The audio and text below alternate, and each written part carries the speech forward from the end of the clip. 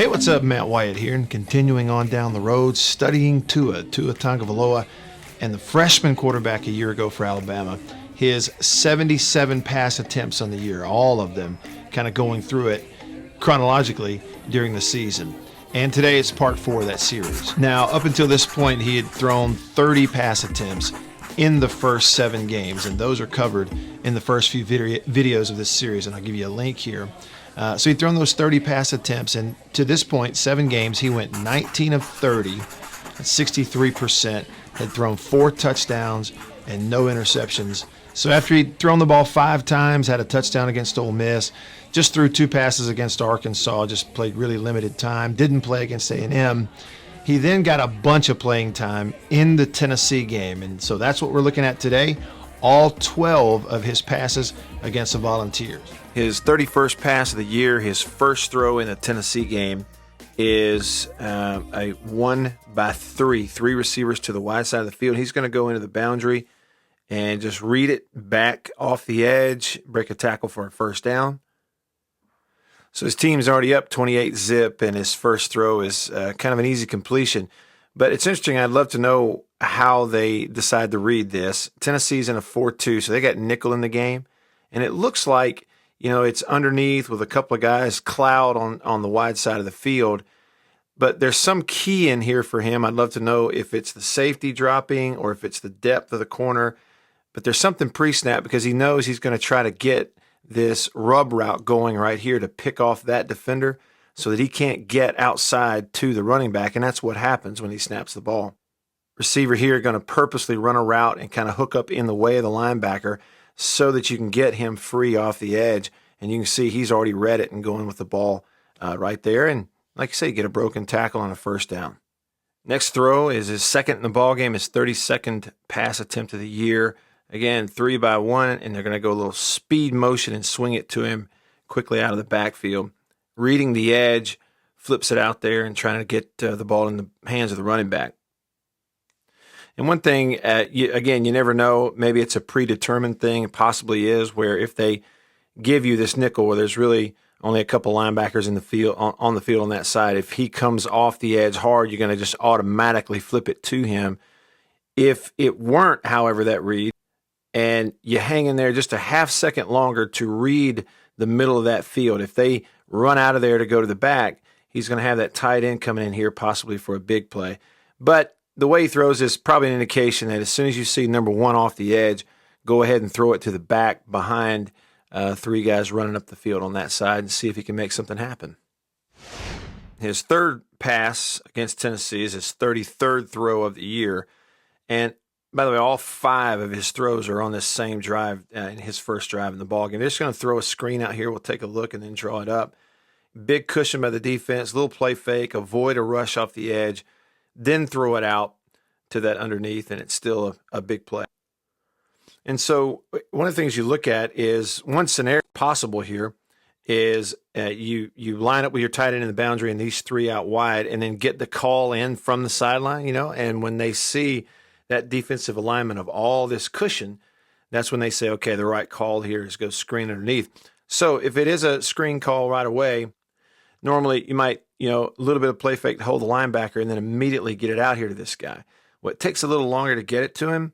And I think it could just be because he's putting his foot down. At the same time, he's got a guy coming in here onto his shoulder.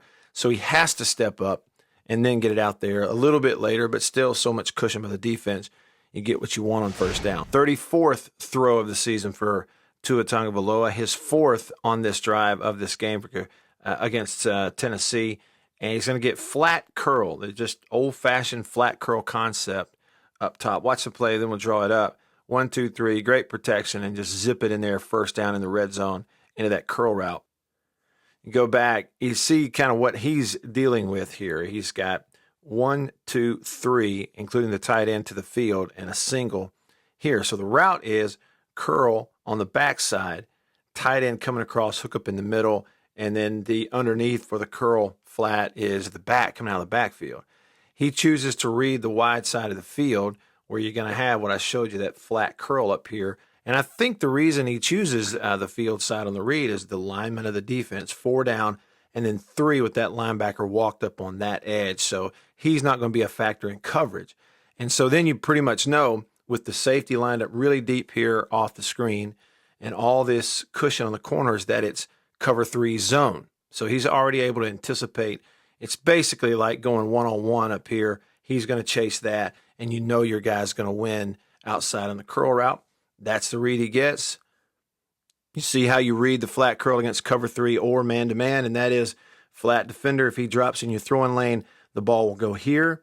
In this case, he's running to the flat route, and so the ball will go back in here to the curl route. And this has been a route that teams are throwing for 100 years, it seems like, and it's foolproof, really. See it from his point of view. There's the flat defender. He is running to chase the flat route. It completely opens up the throwing lane to the curl, and then you got to have the ability to drive it in there over a guy getting his hand up. So his 35th throw of the year is his 5th throw in the game on the same drive to kind of culminate down here against Tennessee in the red zone. Let's watch the play and see what happens. It's all man-to-man coverage. They're bringing 6. He's got enough to protect, but a guy comes in his face, and the guy spying the quarterback tips it to himself, picks it off, takes it to the house the other way, and it was a pick 6, Tennessee's only points in the ball game. And then, of course, you have this guy. He's getting his butt kicked, or his team is, but he's showing off. So I want to go back and look kind of at how the play happens here. And this is what you can see. So 4 down linemen, and there are 3 linebackers in the game. So it's 4-3.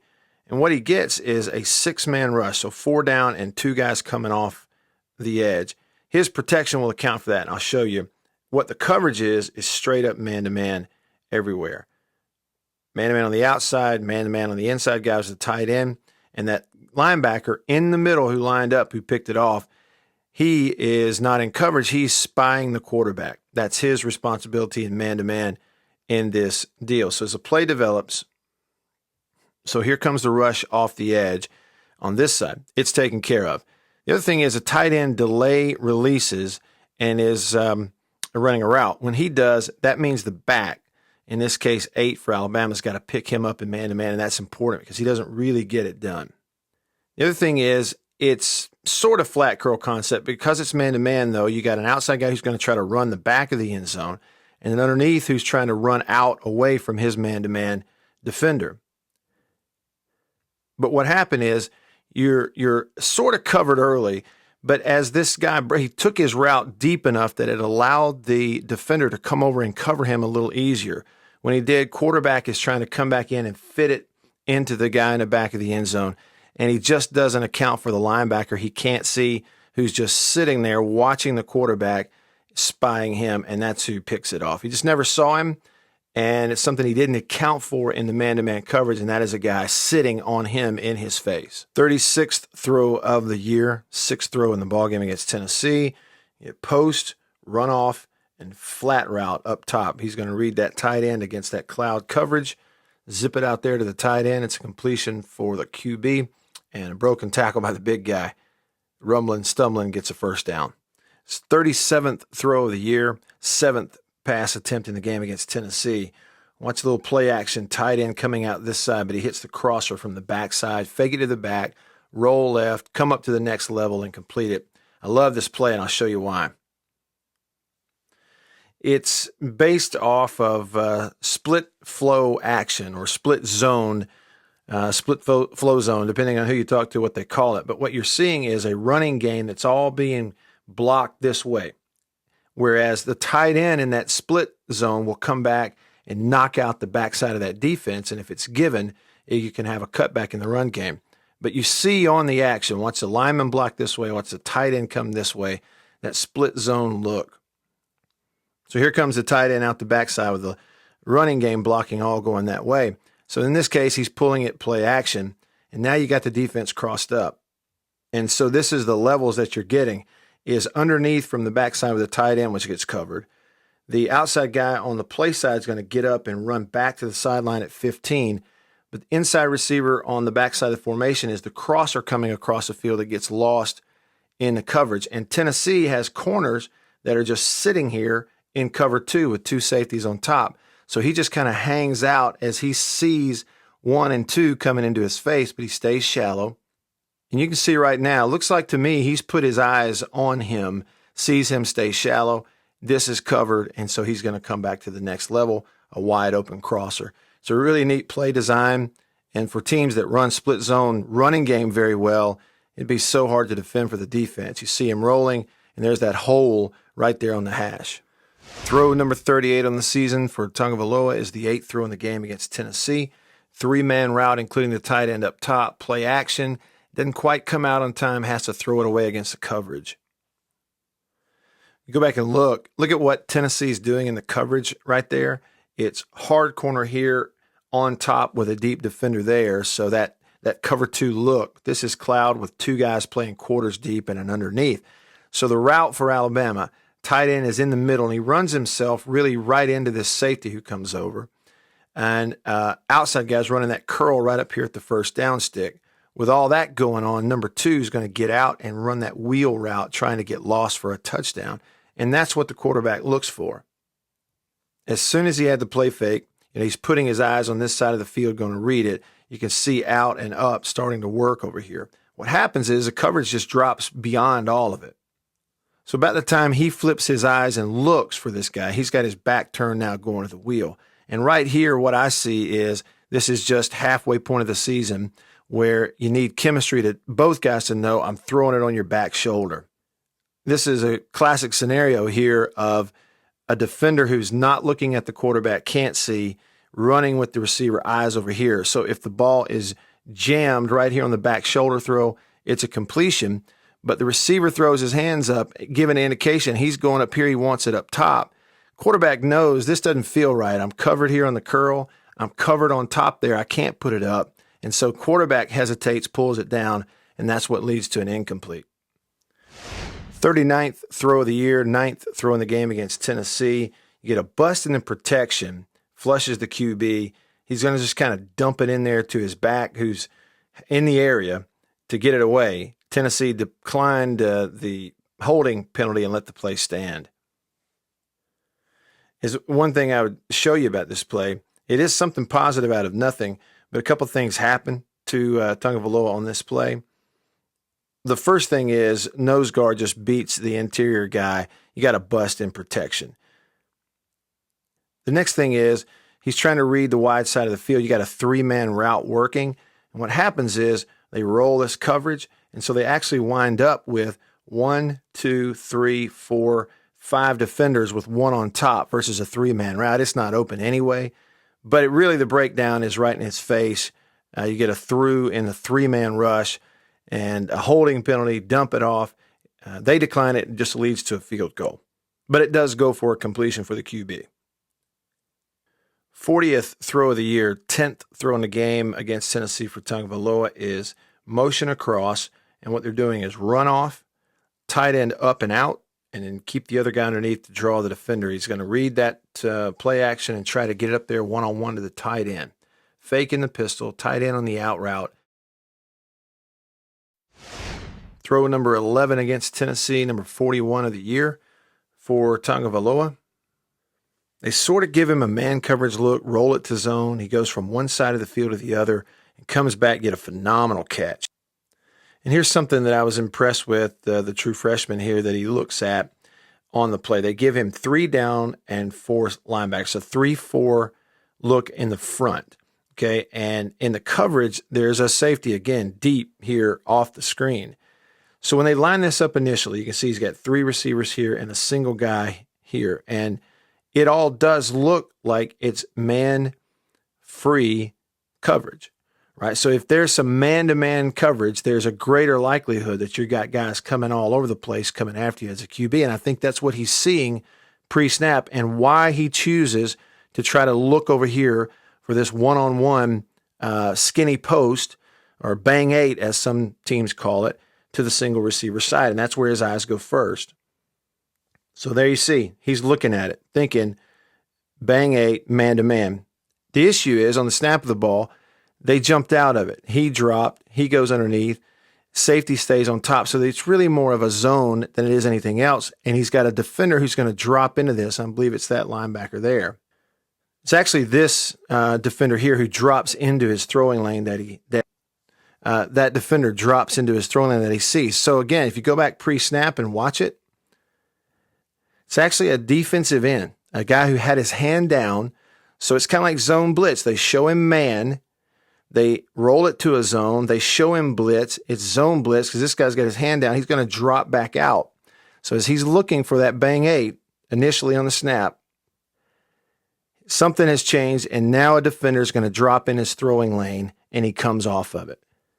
And he's already off and now looking for something out the backside. That's a veteran play. It really is, where this defender's drop, it takes away what you thought you had in man-to-man. Now his eyes have gone back here.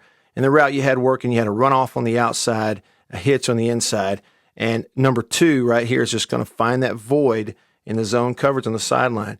Puts it in his area, guy makes a phenomenal catch. TV copy showed it to you in slow-mo, and it did look like he got a toe down. All right, and his 42nd throw of the year is his 12th and final pass attempt in the game against Tennessee. It's 3rd and 15, you can see. And the TV copy doesn't give you a ton about the routes. I do know that outside backside is running basically a curl or comeback past the stick. And as the quarterback scrambles, you're going to get a crosser coming across the field here at number 2 who catches the football. There's not a lot of pressure. He's going to move in that pocket and wait. And as he waited for a man to come open, finds him late crossing, and then you get a run out for a TD. Now, TV copy did give you a little bit of a look from behind it. It's 7-man protection in front of him against a 4-man rush. That's why nobody gets there. Tight end helping, back helping. So he's blocked up and he knows it. You can see 4 DBs that are basically beyond everybody, and then the 3 linebackers underneath the coverage as well. So it's covered pretty well, but they've got it blocked well, 3-man route. He senses, he's got that clock in his head, senses, I got to go make a play. Truth is, without throwing right here, he's going to take off and go run and make a first down. But before he crosses the line, he's just going to have that crosser come open in his face, and that's a kid making a play. So there it is. He goes 9 for 12 against Tennessee, does have the early interception, comes back on his last throw of the ball game, throws his 5th touchdown of the season. So that was the 8th game of the year for Alabama. So at that point, that made him 28 of 42 passing on the year, 67% completions as a true freshman, and had thrown 5 touchdowns and the 1 interception. That means that at that point, through 8 games, by the Tennessee game, he had thrown a touchdown for every 8.5 pass attempts that he put in the air. Pretty doggone good. Subscribe to my channel here on YouTube.